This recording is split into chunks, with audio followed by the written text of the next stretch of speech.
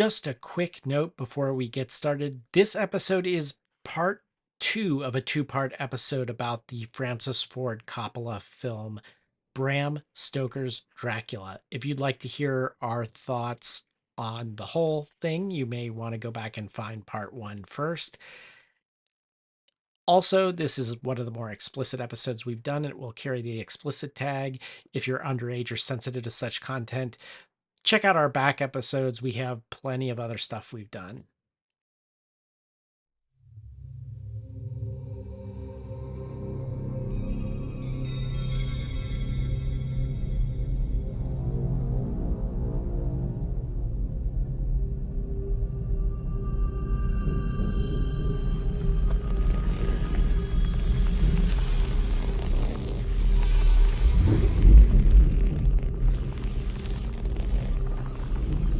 Their names are legendary. Their destinies linked.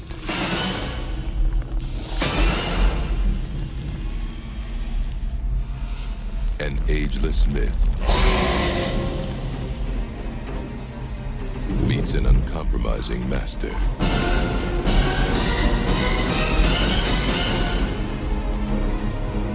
Francis Ford Coppola brings an undying legend to life. Dracula.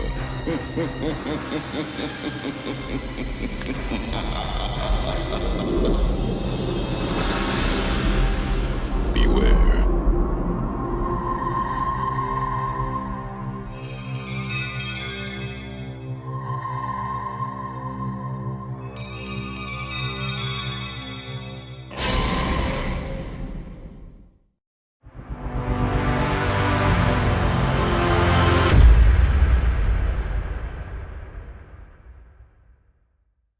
An interesting little tidbit to change tracks here. Seward is a morphine user? Yes. Mm-hmm. What the hell was that? We just get this scene of him shooting up the first time we see him. I feel like that was a very 90s thing to do. I had not read the book, so I don't know if that was true to the book or if that was like, you know, a little 90s thing that was thrown in there because let's face it, at the time, heroin was pretty popular. One of the other themes that some reviews bring out is that this was happening during the height of the AIDS crisis. Mm-hmm. And so, you know, all of the stuff about blood and dirty blood and, you know, like kind of the paranoia around that, I think also anything involving needles, like, is connected to that as well. So I think it's definitely in there intentionally, and it doesn't feel out of character for Seward. No, I actually think it fits, and you could see him doing that. It's just interesting that they threw that in there, and it's also a one-off because they never come back to that in any way, shape, or form, except he maybe uses it on Lucy. I'm not sure at some point. Yeah. I feel like Lucy dodged a bullet with him. When I first saw that scene, I was like, wow, good thing she didn't get with him. Well, he still would have been better than Dracula, right? I mean, right. So can we go there to the subplot in this film that is not in the book at all? Yeah, that is just like wholesale invented. And, you know, I think for a lot of people who are fans of the film, love the sequence where Dracula shows up as this young, handsome prince in John Lennon glasses and one of the most beautifully tailored suits ever created on film, and is strolling down cosmopolitan London and runs into Mina in also the best meet cute in any of the Dracula films. So, yes. The more I watch this, the sillier this becomes, but it also, I think, has some great moments, like introducing the cinematograph and having that within the film is really cool. Well, it reminded me, I mentioned the Viewmaster Dracula earlier in one of these things, and a lot of the scenes in this movie, including the battle scene where there's just this colored background and stuff like that, remind me of that. And the cinematograph, when they're there, there's also these shadow puppets and stuff like that. Yeah, I like that. I loved those little touches. Now, remember, this production company is American Zoetrope, which is named after one of those devices. So I'm not surprised that Coppola threw that in here, but the interesting thing is how fast this meet cute turns into an affair. Yeah. she says, I have a husband and stuff like that in the first meeting. But I think that this is something that a lot of people can relate to. It's like her spouse or whatever is a long way away, in some foreign land. This debonair guy comes in, and it's not just that he's a prince, because remember, Lucy like falls for him too in her own way, and she was engaged to Arthur Holmwood, who's like the richest guy in of the lot. So it's not just that. And you never believe that she falls out of love with Jonathan. Jonathan is like the safe lawyer, like guy who has a career ahead of him, and all that. And Dracula is like the bad boy. Like you have the good boy and the bad boy, and like she is kind of in love with both of them at the same time, or at least in love with Jonathan and in lust with Dracula, Right. Yeah. Dracula clearly satisfies some kind of a need in her beyond just her being under his hypnotic power, or maybe remember destiny stuff from like the 1400s. But I think that there's another story happening here under the story that is in the book, which is that she is not as openly lustful as Lucy, but she has these darker needs that Dracula can satisfy. Right. Yeah, I think that checks out. And one of the things that's interesting about this first encounter of theirs is that it sort of has some back and forth. Like initially, Mina's very guarded and is like, what are you doing following me around? And then she sort of softens, seems like, okay, maybe this guy's not so bad. And then he pulls her into a back room and is about to take advantage of her. And she's saying, no, please stop. And it's very rapey. And then he has a sudden change of heart and is like, no, actually, I'm not going to bite her because I don't want to damn her for all eternity. I think I love this woman. And then the wolf shows up. But she wants to be bitten. Like at some point she wants to be bitten. Well, we get there, but that it's an interesting scene that has this back and forth for both of them, of like Mina being frightened of him with really good reason, and then also drawn to, the power that he has over the animals and this clear, charisma he's just radiating in this scene. So let's talk about some overacting that's not Keanu. Strangely, Anthony Hopkins like takes it to 11 in this. Yes, it's oh my gosh. So much scenery eating by Anthony Hopkins, who never eats the scenery. I think he took it a little too far, in my opinion. And also, I think Coppola let him take it a little too far. He's hilarious, but it's dulled by the fact that they keep the same jokes in over and over. Like, no, I'm just going to stake them through the heart and cut off their head. Like, that was good when he said it once. After he said it, like, as a joke for the fourth time or something, I'm like, okay, we get it. Offending Victorian sensibilities, I liked him. I liked his portrayal, but I just wish that they had cut some of his lines and, he could have toned it down just a smidge, He was a little over the top. One thing I made note of was how kind of creepy he was. Creepy in the way to where when he first meets Mina, he holds her arms out and gives her a look over. Like, obviously. Yeah, he's got a dirty old man vibe. Like, definitely yes, thank you. A dirty old man vibe. There's something charming about Van Helsing in all the other movies we've watched. In this one, yeah, he is kind of like... I think a big difference, though, is in a lot of the other versions, Van Helsing is British, or he's like part of the in-group, and in this version, he's clearly an outsider from the old world, and sort of straddling the old world and the magic and mysticism and lore of the old world with science that is ahead of the times. And so he kind of has this almost like wizard presence in the story in this version, but with that, some eccentricities. Yeah. Honestly, as I was watching and observing his character through the film, it kind of made me feel like he was older than he actually was. Like, centuries older, if that makes sense. Like, almost magical, mystical, because he seemed to have an understanding that other people didn't have. around Dracula.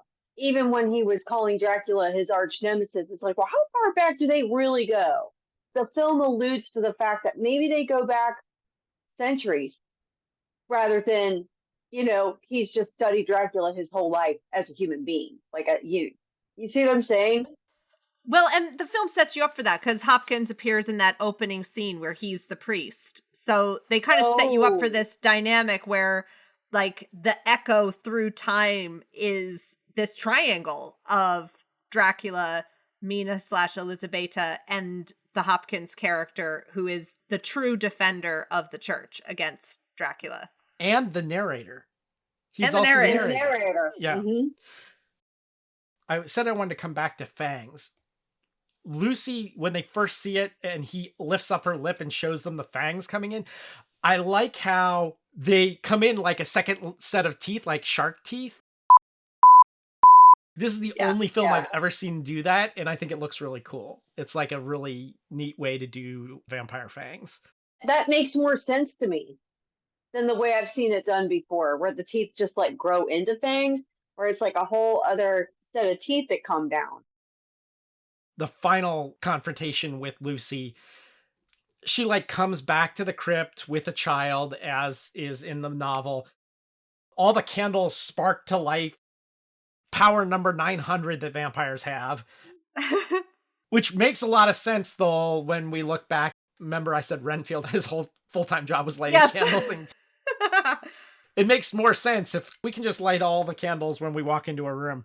But there's some stuff that's straight up modern horror film stuff, like she spits blood out of her mouth at them. I love that. In a projectile exorcist way. Mm-hmm. Okay, that's a direct homage to The Exorcist. They definitely hammer home at this point in time that, like AIDS, it's a blood-borne infection. Mm-hmm. Mm-hmm. Mina finds out that Jonathan Harker's still alive. The nuns that save him send off for her, so she comes to Romania to marry him. Yeah, there are rumors that the marriage is actually binding because they hired a real priest and apparently like went through all the motions, but I think that's just a, rumor. Keanu Reeves and Winona Ryder actually had a whole interview where they talked about that. They still to this day laughingly joke that they're probably actually really married. Yeah. She does say on the train or whatever when she's writing, now that I'm married, I begin to understand the nature of my feelings for my strange friend. Yeah.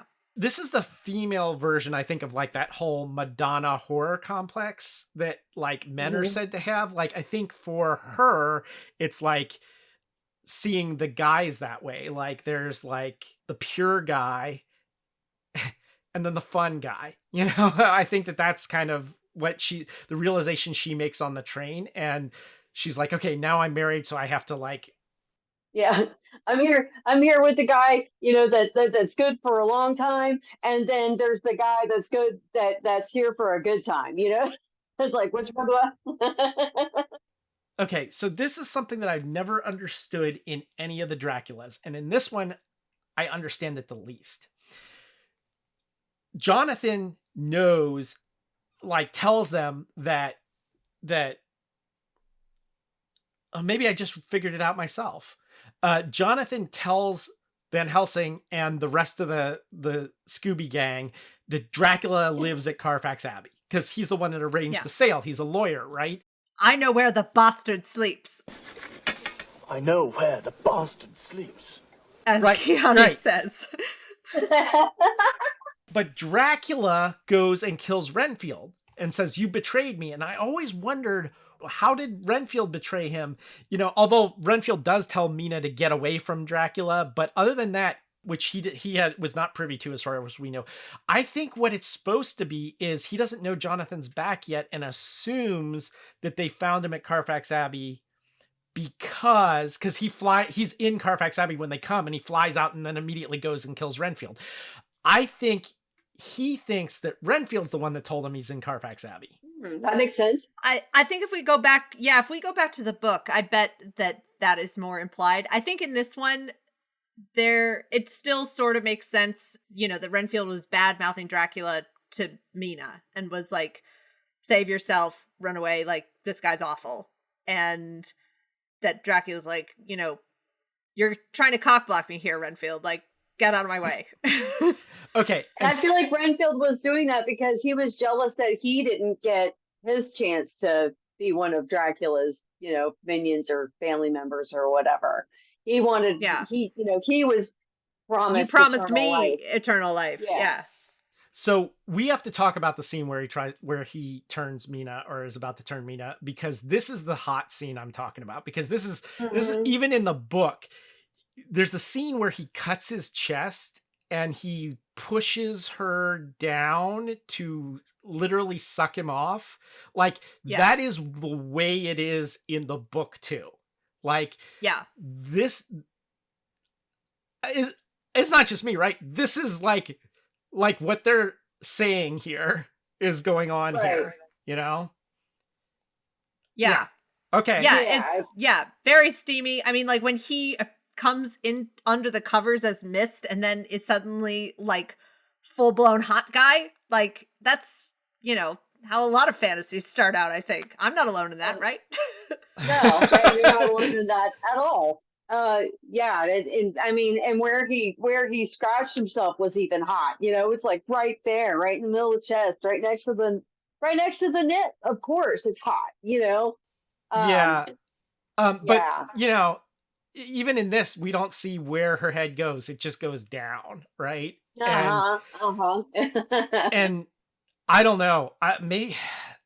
This movie is freaking hot. And like, I found a bunch of the scenes leading up to this hot already. Like, but this one, whoa.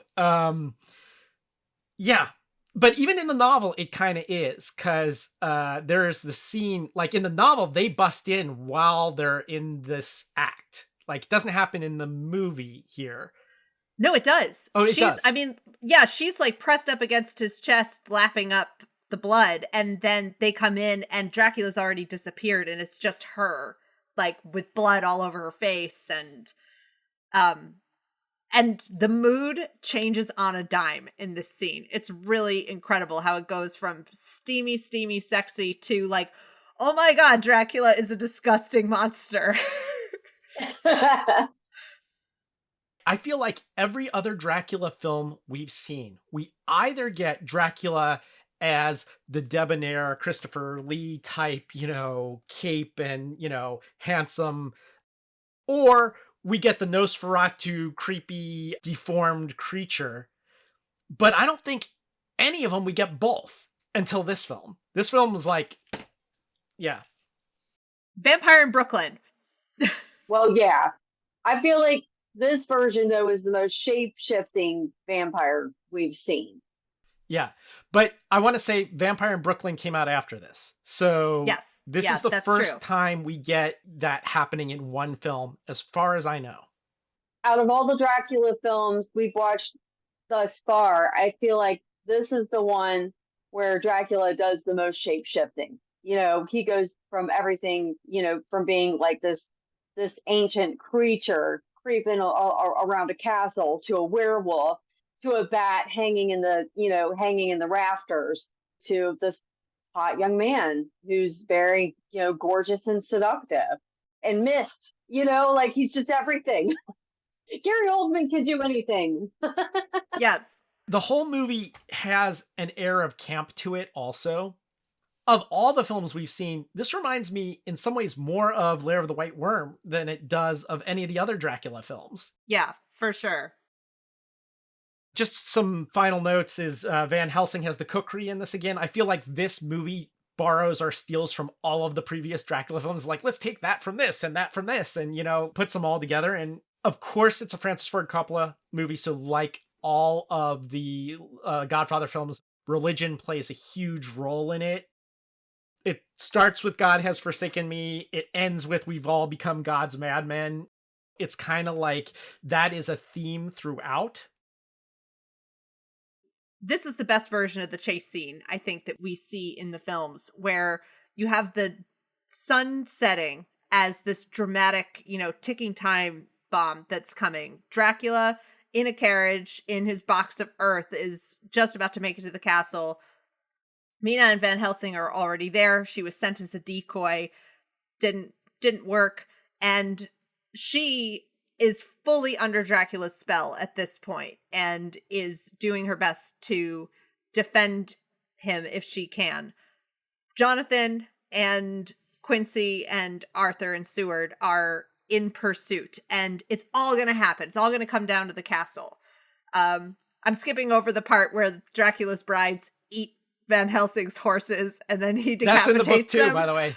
Yeah. Yes, which is awesome. But I love just the drama of the setting sun as this is all about to go down. They make it to the courtyard, and Jonathan is going to strike the fatal blow and almost succeeds. Dracula pops out of the box, and Jonathan is able to run I think it's a sword. I don't think it's like a wooden stake the way it is in. Does he have a stake? Or I think it's a sword.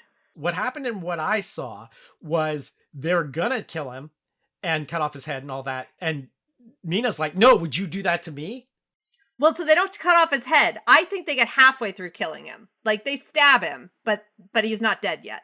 I don't think they get him through the heart. Whatever the case is, Okay. she goes off with Dracula. And this is a moment of revelation for Jonathan too, because they're like, would you do that to me too? And I'm kind of thinking, like, in traditional vampire lore, we'd be like, yeah, we would do that to you too. I could easily see Van Helsing saying that. But Harker holds them back. He realizes that this is something she needs to do, that they have this connection, Dracula and Mina, and they have to resolve it on their own. And he allows them, in a really, like, kind of shocking moment, allows them to go off together and finish it. And to her credit, she does, like, you know, stab him through the heart and cut off his head after they have this last moment together. And what's interesting is in this version, I'm curious whether you have the same interpretation I do, but I get the sense that Dracula is absolved at the end of this film. Like, you know, the crack in the cross is healed over, and the ceiling painting is kind of illuminated in a way that suggests that God has blessed all of this and everything is forgiven, which I think is fascinating. Because he sacrifices it. He allows himself to be killed. He sacrifices himself to save her soul, basically. Mm-hmm. This is my interpretation. So he is like, okay, you know, I'm gonna, like, let you go. And I think this is a moment where it's like Jonathan lets her go because he feels like, you know, there is this connection between them and they need to resolve this. He is absolved because he sacrifices her to save her soul, and she is absolved because she chooses to return to humanity rather than to become a vampire and go off with Dracula for all eternity. So everybody sort of gets this cathartic moment of, you know, it's over. You know, we've all satisfied what we need to do. Right. Yeah, and he says something like, give me peace.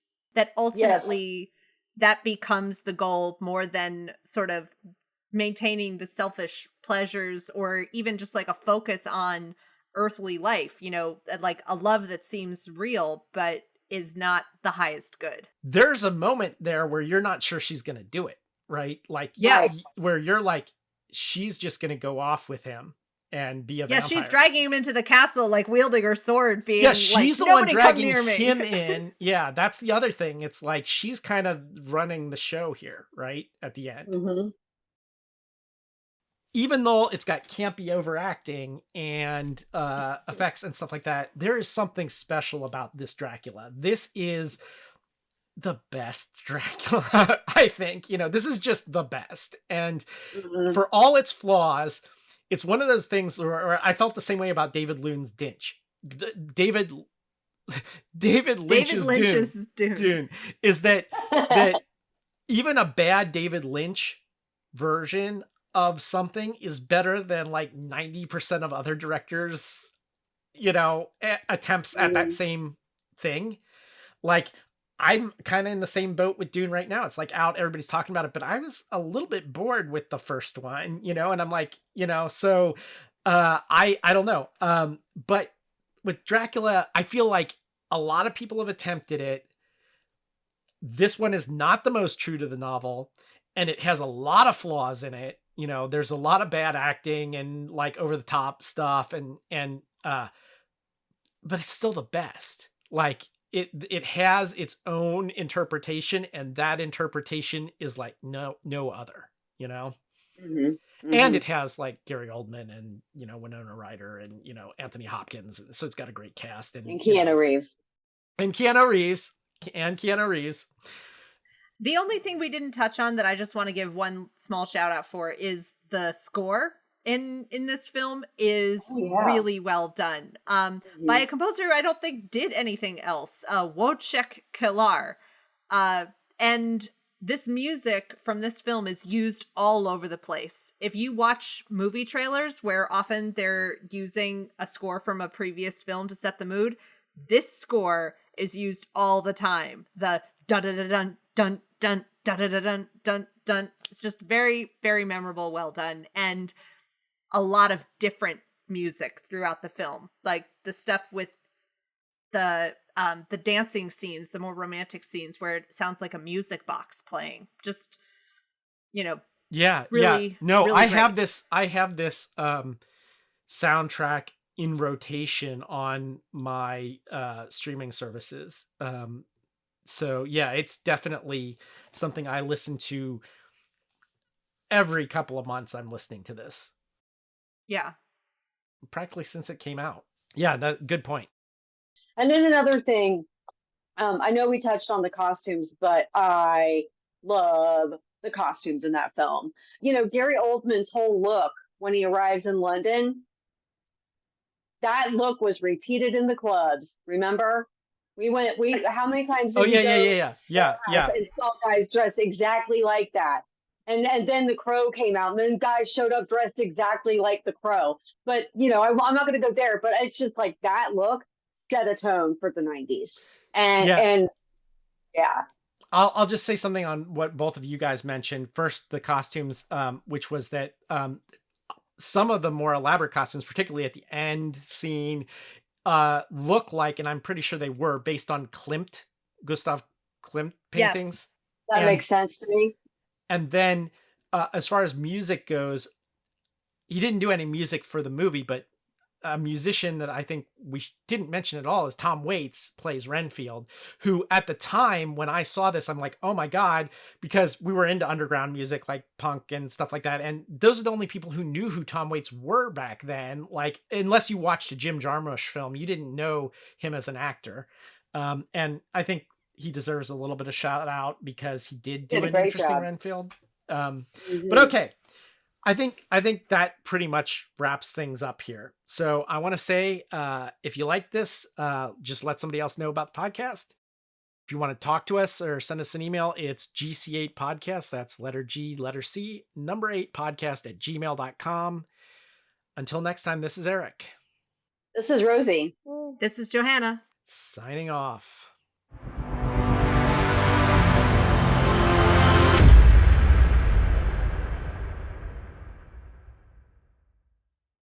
Yeah, so we have Winona Ryder to thank for this film coming to be as it was. She is... Wait, already you want to jump in? You want to jump in like I'm a sentence in? I want to jump in.